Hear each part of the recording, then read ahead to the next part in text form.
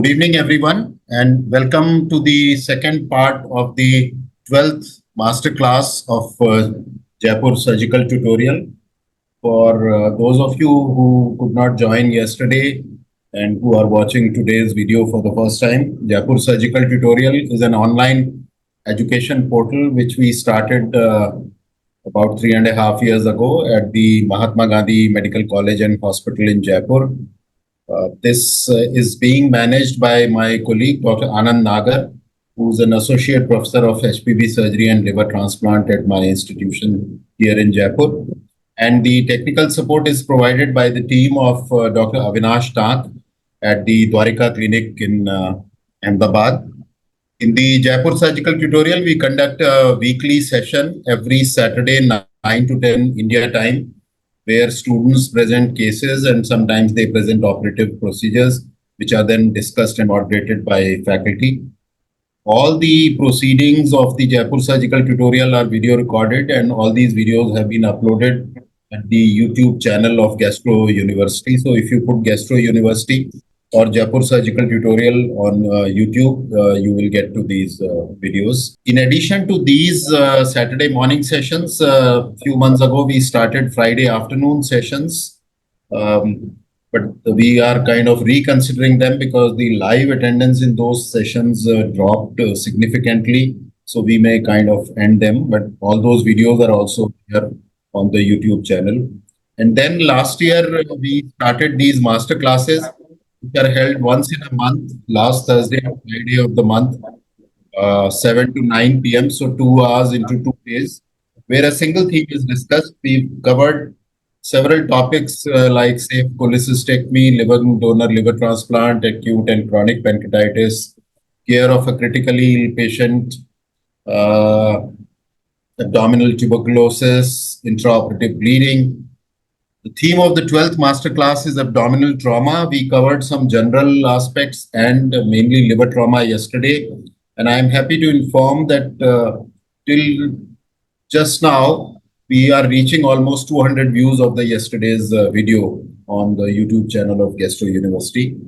And for today's second part of the masterclass, I would like to welcome my senior colleague, Dr. R.A. Sastry, who is at the KIMS in Hyderabad. And I would request Dr. Sastry to moderate this session after I have introduced the speakers. So for today, the theme is pancreatic trauma. And to set the ball rolling, I would request Dr. who's first? I think Kishore is first, Dr. GSB Kishore, who is at Fortis in Jaipur, and he will be talking to us about grading of pancreatic injury. But before Kishore starts, over to you, Dr. for opening comments, and then Kishore can. Good evening, everybody. Nice to be back to these Jaipur Surgical Society seminars. And I must compliment first Dr. Vinay Kapoor for this great initiative, and which has become so successful, and the Jaipur Surgical Society too. And welcome to all the panel members.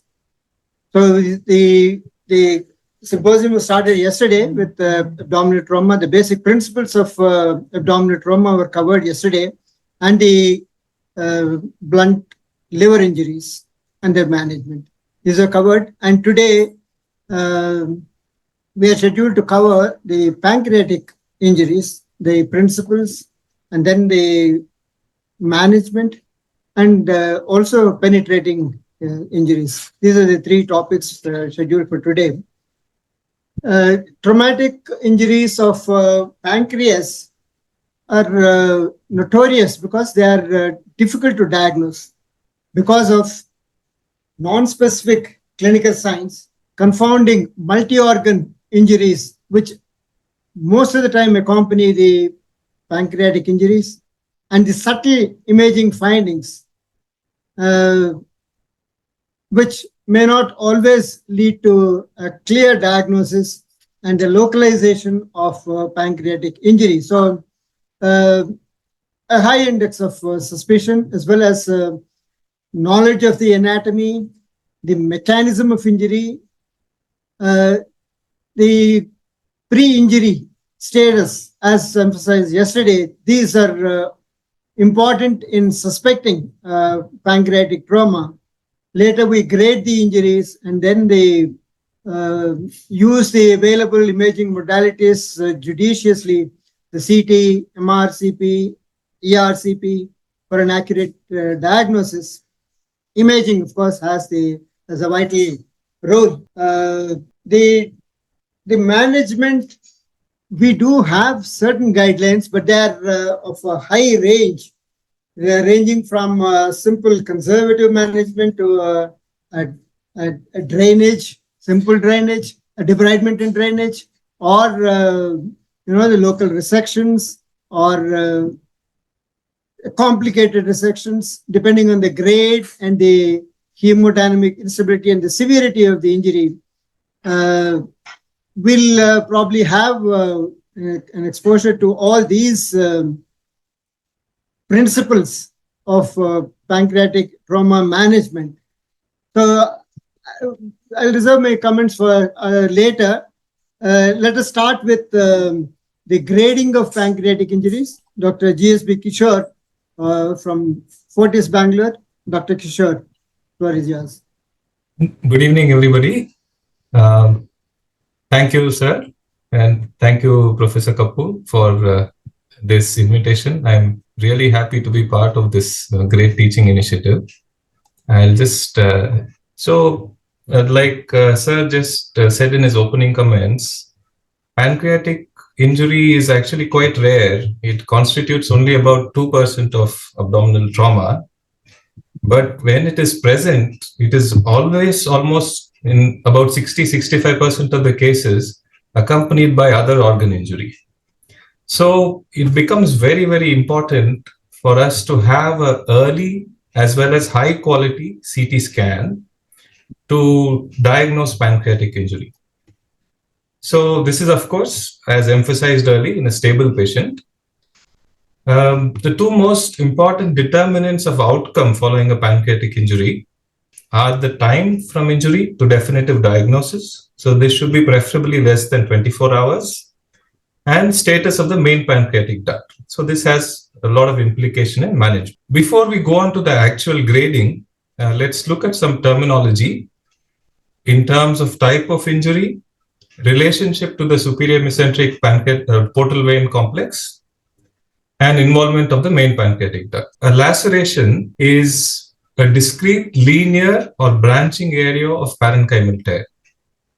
The contusion is defined as an indistinct area of parenchymal edema, whereas tissue loss is defined as non-viable geographic region of tissue destruction, which is characterized by loss of identifiable architecture or traumatic displacement from the pancreas. So these are the three basic types of injury that can be described on a scan. The other important thing is relationship to the SMPV. Injuries to the right of the SMPV are considered proximal. Those to the left are considered distal. So in a CT scan, typically head and uncinate process injuries are proximal injuries. Body and tail injuries are distal injuries. The third important determinant in terminology is the main pancreatic duct. So injuries superficial to the duct are superficial. Those involving the duct are deep injuries. Perhaps a more sensible terminology would be low grade and high grade. Low grade injuries not involving the pancreatic duct, and high grade injuries involving the pancreatic duct. The common grading system used is the American Association for the Study of Trauma, American Association for the Surgery of Trauma, AAST. So a grade 1 injury is a hematoma or a minor laceration, which is superficial and does not involve the duct.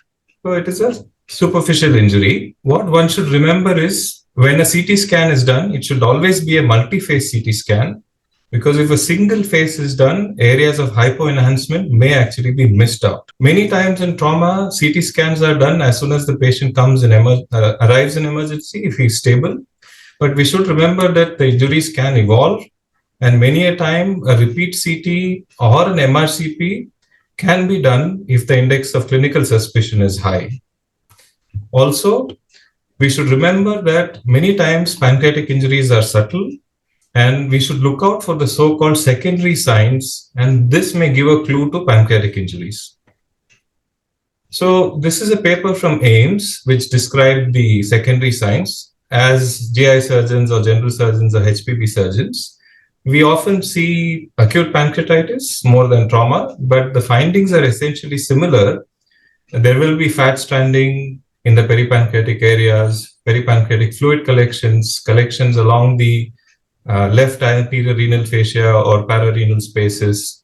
And yesterday, Dr. Yadav was mentioning, this is an important point again, extraperitoneal or intraperitoneal fluid without solid organ injury. This usually signifies a mesenteric tear or a bowel injury. But we should also remember two other things. One is, of course, a pancreatic injury with ductal disruption, or in pelvic fractures, a extraperitoneal bladder rupture or intraperitoneal bladder rupture, where the fluid can be either urine or pancreatic ascites. Of course, associated injuries are common, as we mentioned earlier. So these are secondary signs. There can be fluid which interdigitates between the splenic vein branches, or it goes anterior and posterior to the pararenal spaces along the pararenal fascia, around the adrenal. The same thing here, fluid in the lesser sac and fluid around the superior mesenteric artery. So these are all secondary signs that we should watch out for. A grade 2 injury is a major contusion or a major laceration, but without duct injury. Now, major means what? Now, the pancreas is conceptualized as a cylinder. So, if more than half of the thickness of the pancreas is involved, if more than 50% is involved, invariably the duct will be involved. So, then it qualifies for a grade 3 injury. So, anything less than 50% involvement of the thickness becomes a grade 2 injury. A grade 3 injury is a distal transection, complete transection, or a deep parenchymal injury with involvement of the duct. So it is noteworthy that when the duct becomes involved, it becomes a grade 3 injury. So this is a CT scan showing a grade 3 pancreatic injury. Here we can see that almost the full thickness of the pancreas is involved, and there is hematoma around the pancreas in the lesser sac, in the Morrison's pouch. In the coronal section, we can see the same. Also, we can see the viable pancreas is enhancing here, whereas the non-viable pancreas is not enhancing. And there is some contrast extravasation as well. So probably there is a complete or a near total transection of the distal pancreas, qualifying it to be a grade 3 injury. So main pancreatic duct involvement is critical, but CT is not perfect in diagnosing this. There are some limitations. So whenever a main duct injury is suspected, careful review of the CT scan should be done in all three planes to see if the main pancreatic duct is involved. A grade 4 injury is a proximal transection or a deep parenchymal injury involving the ampulla or the intrapancreatic bile duct. So this is a grade 4 injury. Again, a CT scan, cross-section from cranial to caudal. We can see that there is a linear pancreatic laceration here, which is extending caudally and going down here. And there is associated duodenal hematoma or injury, and there is some fluid in the Morrison's pouch as well as in the pararenal space. So this becomes a grade 4 injury because it is a proximal injury. We should remember that whenever we see a duodenal injury, we should always look out for an ampullary and bile duct injury. So the highest grade is a grade 5 injury. A grade 5 injury is a massive disruption of the pancreatic or duodenal complex. This is a shattered pancreas. And this is associated with a high likelihood of duodenal injuries, almost always present, and vascular injury.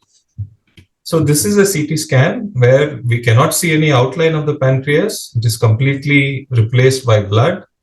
And also we see an area of active contrast extravasation signifying a vascular injury. It is brighter than the aorta. So vascular injury should be suspected in high-grade injuries. Now, vascular injuries are not actually a part of AAST reporting. but radiologists should be on high alert if they see this, and surgeons should be ready to do the necessary to stop the bleeding. Again, to emphasize, in higher grade injuries, associated organ injuries are the norm, and they frequently dictate management decisions. To summarize grading, grade 1 and grade 2 AAST injuries are minor injuries. They do not involve the duct. Grade 3 injuries are deeper injuries. They involve the duct. Grade 4 injuries are proximal. And grade 5 injuries, of course, are disruptions. Like we discussed yesterday for liver trauma, if there are two minor injuries, like if there are two grade 2 injuries in the pancreas, it can be upgraded and reported as a grade 3 injury. So up to grade 3, one grade can be upgraded depending on the injuries that are present. So there are some modifications which are being proposed for the grading system by AAST. It is proposed that grade 2 injuries be separated into A and B based on the relationship to the SMPV. And grade 5 injuries are described as disruption of the pancreaticoduodenal complex, but it should be properly and probably more descriptive details should be provided. A devitalizing non-reconstructible duodenal and ampullary injury with MPD transection is strictly a grade 5 injury. Also, grade 3 and grade 4 injuries, that is ductal transection distally or proximally, are again proposed to be subclassified based on the duct alignment, because this will have implications for ERP and stenting. And sometimes if patients have not had CT scans, intraoperative ultrasound can be used for grading, and this is can be done by trained people or HPB surgeons. But again, this is limited by availability of expertise and logistics in a trauma setting. The World Society of Emergency Surgery is a very, very similar classification system. It just clubs AST 1 and 2 as grade 1, AST 3, which is distal transection, as 2, and the proximal and head injuries as grade 3. What is noteworthy is that the grade 4 injuries are patients with hemodynamic instability irrespective of the grade of injury. This was again emphasized in the discussion yesterday in liver trauma. There is another classification. This is an old one in 1997 based on a retrospective study of about 20 odd patients. Essentially, they looked at injuries as involving the tail or head and whether it was D or a complete transection. So again, this has management implication. It's a simplistic sort of classification of just of interest. There is also a ERP-based classification based on pancreatograms obtained at ERCP. So here again, class 2 and class 3 are partial injuries and complete injuries respectively, and they can be in the head or body or tail. So that can be described.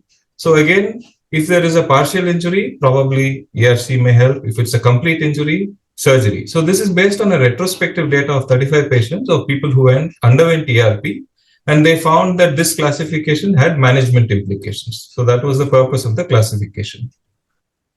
Lastly, this group from South Africa, they have the largest experience of abdominal trauma and probably in the world. And they have come up with a multivariate analysis and scoring system.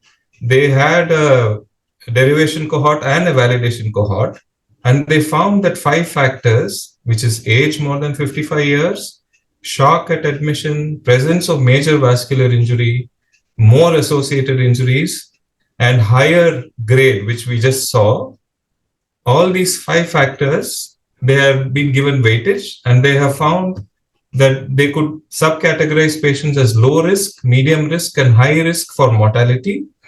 And they found that this has a bearing on patient management and prognostication. So thank you very much for a patient hearing. So just to summarize, a high quality CT is absolutely required to diagnose and grade pancreatic injuries. Grade 3 and above means duct is involved. Grade 4 injuries are proximal injuries. And grade 5 disruption, of course, is a shattered pancreas. Thank you. Thank you, Kishore. Yeah, that was a good account of the grading of pancreatic injuries, which was like any other grading, is not a perfect grading. We need to add things, and there are a few things which are missed in grading. What I wanted to emphasize, apart from grading, before you come to grading, the mechanism of injury, particularly in pancreas, is also important in raising a suspicion of pancreatic injury. An unrestrained driver, hitting the steering wheel and the pancreas getting caught between the steering wheel and the spine, that is a classical injury. And in your examination also, it's important that you look for any external injuries which may give you a suspicion of pancreatic injury, like the contusion or the seat belt, and in the areas where you would strongly suspect a pancreatic injury. They ultimately, in you grade them definitely for comparison purposes and to develop protocols. It is important to have a good grading. But in practice, what ultimately matters is, one, the hemodynamic stability or instability which the patient comes, because multiple associated injuries are quite common with pancreas, and pancreas injury gets masked in these. The injuries, as you assess on imaging, basically, is it a clean cut? Is there a laceration? Is there a contusion and some devitalized portion of the pancreas, which means there is some tissue loss, and then ductal. See, these are the things which you would concentrate on in the pancreas, apart from whether it is to the right or left of SMV, because that would again is important to decide on the type of management. So these are the few things I thought I should add. Rest of them probably we'll take up later. Shall we go to the second presentation? Yeah, Kishore, I have two questions. So type 5 injury is always at the head and the duodenal complex. You cannot have a type 5 injury in the body or distal pancreas? Yes, sir. Type 5 injury is described always in the head. So it is in the head, involves. So the most severe injury in the body and tail can be only type grade 3. Grade 3, sir. And the other is it possible that if it is a blunt injury, that there is an intraparenchymal, say, contusion or hematoma, which has disrupted the duct, but the capsule of the pancreas is intact, which means that there is ductal disruption, but there is no parenchymal disruption? Yes, I suppose it is possible, sir. In decelerating injuries or a heavy blow to the epigastrium. But eventually, I think if the duct is leaking, it may form a pseudocyst or something and present later. But yes, the mechanism is perfectly plausible, and it would still constitute a grade 3 or a grade 4 injury, depending on the location of the pancreas. And because because ductal integrity or injury is a very important factor in this classification, what, in your opinion or according to guidelines, is the investigation of choice? Is it CT, or once you have a suspicion of pancreatic injury on CT, should always an MRCP be done? And what is the role and place of a diagnostic ERCP? So CT scan and MRI have similar sensitivities and pickup rates for ductal injuries in with current imaging. There was a study from AIIMS also recently, which looked at utility of CT versus MRCP in pancreatic trauma. So they found that with good MDCT reconstructions, we can predict ductal injuries. But of course, an MRCP will definitely add value if the CT findings are equivocal and the clinical suspicion for ductal injury is high. Role for ERCP is, as a diagnostic modality, I think is limited in modern day practice. But if a therapy is planned and pancreatic duct stenting is planned, then a pancreatogram is probably the gold standard for diagnosing pancreatic injuries, and especially in grade 3 injuries may be grade 4 without too much displacement of the duct. It may be a possibility, especially in the proximal injuries rather than injuries in the tail. If I may add a little here, the closed ductal injury, as Dr. Vinay was referring to, is rather uncommon. The pancreas, to take the brunt, it involves a lot of trauma. And that kind of trauma is very unlikely that it would not rupture the superficial pancreas, and it would only rupture the pancreatic duct.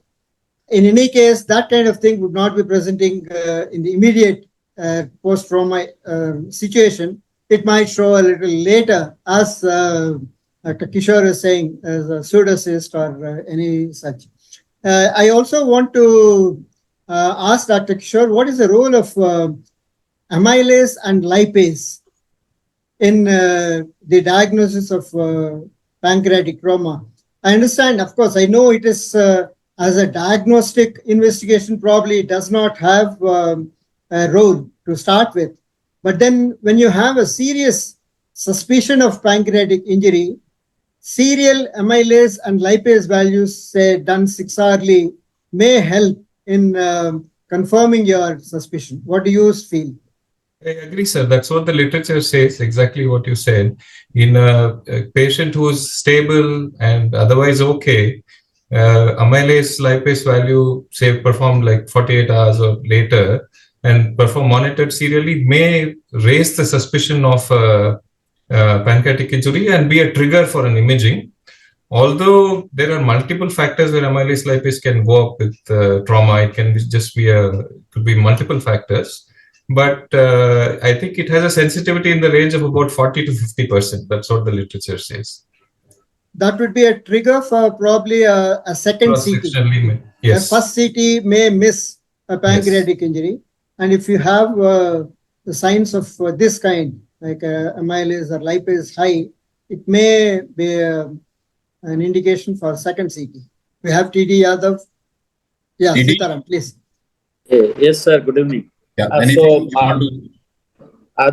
what Dr. Kishore was talking about. Sometimes there is a hematoma in the ruptured pancreas, and because of that hematoma, even if after good reconstruction, it's sometimes very difficult to recognize the ductal injury even on the table. And sometimes the distal pancreatectomy is basically done based on the CT finding and the parenchymal rupture. But usually duct is intact. So it's a rare, sometimes very difficult. And here, maybe if patient comes little bit late, MRCP might be the one of the good way of recognizing the ductal disruption. If there is no other pressing indication to go ahead for surgery, then probably this is one area where one can add MRCP for the management of the patient, whether go conservative or go for a surgical management. I just want to add a few things. First, to Dr. Sastri's suggestion about getting amylase and lipase. So not only it helps in when you evaluate serially for the diagnosis, but it is also very helpful to have a baseline amylase lipase, so that later when you have to remove the drain, the abdominal drain, and it shows that it is less than 1/3 of what it was before, you can safely remove the drain. The literature says that. And we've had talk about MRCPs, ERCPs and all. One practical problem with these patients is that these patients usually are patients of polytrauma. Most of the times they're intubated. And all this paraphernalia they have around are not MRCP, MRI compatible. So many a times in practical situations, this is a problem. So that in those cases, CECT does its job in a very efficient way. But if the patient is stable, we have all the ferromagnetic compliance of the things, and we have to diagnose, then of course MRCP and ERCP have a role. Thank you, sir.